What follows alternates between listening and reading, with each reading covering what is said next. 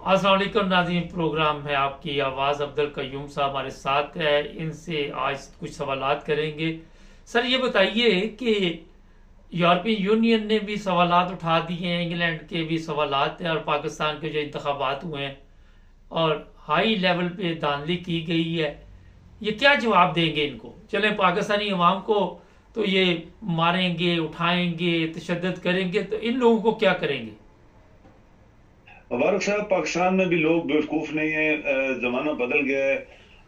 और European union या बरतानिया या अमेरिका या ऑस्ट्रेलिया या और तरक्की याफ्ता ममालिक सभी ने जो है वो कंसर्न शो किया है कि ये इलेक्शन नहीं हो सकते कि एक पार्टी को तो दबा दिया जाए और उसके सरबराह को भी दबा दिया जाए और बाकी लोगों को इजाजत दी जाए और पूरी पीछे से सपोर्ट दी जाए, हिडन सपोर्ट जो है वो उनके ऊपर थपकी मारी जाए।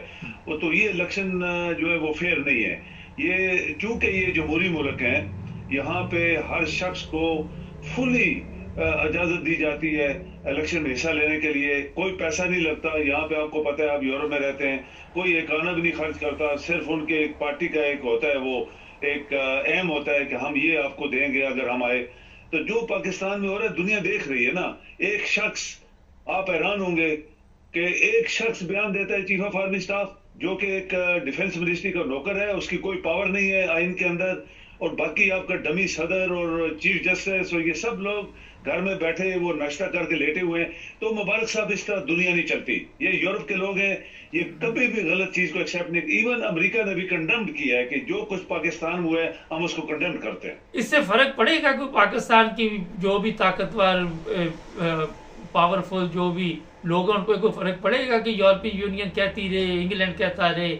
अमेरिका तो दोनों तरफ खेलता है ना, आपको पता। देखिए, बात ये कि बेशक वो हमें पता है कि वो दोनों तरफ खेलते हैं, लेकिन उन्होंने फिर भी बयान तो दिया कि जो कुछ उन्होंने देखा, टेलीविजन, जो इंटरनेट बंद हो गया, मशीनें खराब हो गई, 6 घंटे रिजल्ट नहीं आया, ये सब पता है ना लोगों को। लोग इतने पागल तो नहीं है। लेकिन देखें, यूरोपियन यूनियन जो है जो कुछ ये कर रही है, ये पाकिस्तान का बहुत बड़ा नुकसान कर सकते हैं। कल ये पाकिस्तान को वो ब्लैक लिस्ट भी कर सकते हैं कि इस तरह की ये चोर डाकू ये मुल्क को चलने नहीं दे रहे, क्योंकि यूरोपियन यूनियन मदद करता है पाकिस्तान की। और ये इनका बिजनेस बंद कर सकते हैं कि पाकिस्तान से कोई चीज खरीदो जब तक ये लोग करप्ट लोग बैठे हुए हैं। तो ये सब इनको पता है, अंदर से सारी कहानी इनको पता है कौन कौन करप्ट है। और ये जरदारी और ये जो लौरी हैं, ये तो दुनिया के करप्ट लोग हैं। इन्होंने तो मनी लॉन्ड्रिंग का, एक पूरी दुनिया में मनी लॉन्ड्रिंग का मुबारक साहब कानून जो बना था इनके, वो पनामा केस के बाद बना था। कोई शख्स इधर से उधर अभी एक आना नहीं भेज सकता इन्हीं की वजह से। जब उन्होंने देखा कि खरबों डॉलर इधर उधर हुआ है, दुनिया को पता नहीं लगा। तो ये आप कहें कि यूरोपियन यूनियन, अमेरिका या ऑस्ट्रेलिया या बरतानिया, इनकी बड़ी पावर है। ये बहुत कुछ पाकिस्तान और इनके वो करप्ट लोग जो पाकिस्तान को चलने दे रहे कर सकते हैं। जब मेरी हंसी इसलिए निकल गई जब आपने कहा कि इनकी वजह से ये सारा मामला खराब हुआ, मगर ये तो यूरोप में, लंदन में, अमेरिका में दंदनाते फिरती है। इनको तो किसी गवर्नमेंट ने नहीं पूछा।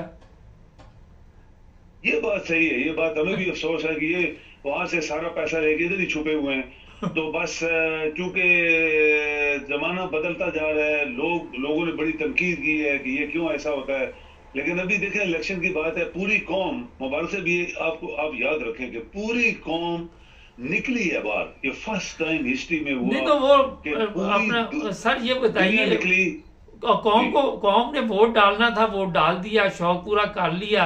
रिजल्ट तो हमारे जो ताकतवर लोग हैं उन्होंने देने थे ना, उन्होंने रिजल्ट दे दिया। लेकिन आप देखें कि फॉर्म 45 जो होता है, मुबारक साहब या गुजरात तो जो जीत रहे थे सो हार गए। वो सारे लोग कोर्टों में जा रहे हैं। नहीं तो और कोर्ट इसका में कानून ये है कि सर जो भी एक इलेक्शन कमिश्नर का अफसर जब साइन कर देता है इस पेपर के ऊपर, वही रिजल्ट होगा। आपका पीटीआई के जो सीटें टोटल बन रही हैं 188 से ऊपर जा रही हैं, ये उनका कंफर्म्ड जो रिपोर्ट है वो दे रहे हैं लोगों को।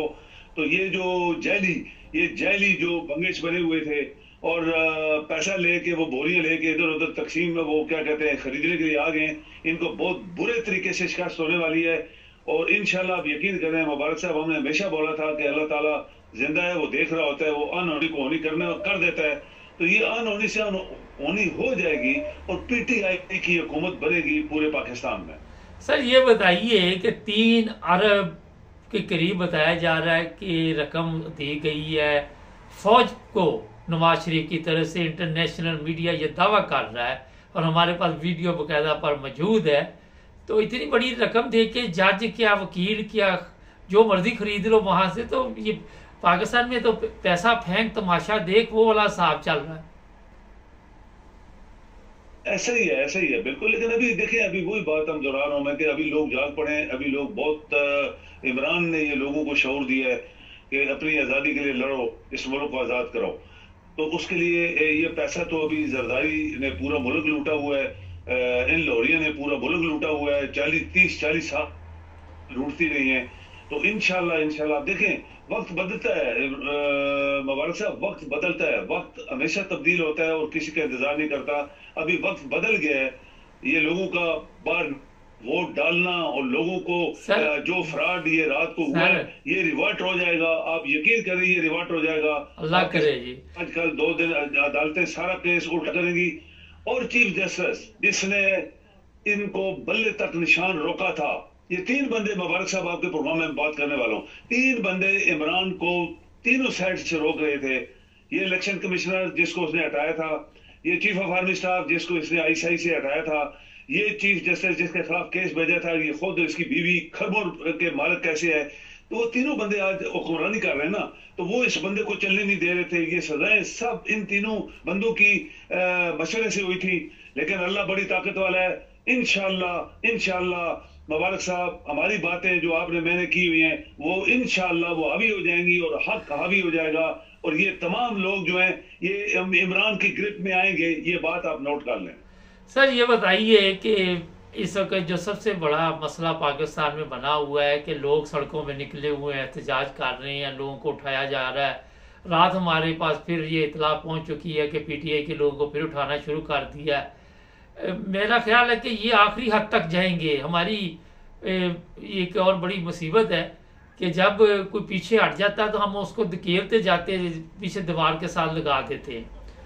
आप क्या समझते हैं कि अवाम अपना हक लेने के काबिल है या वो इसमें कामयाब हो जाएगी?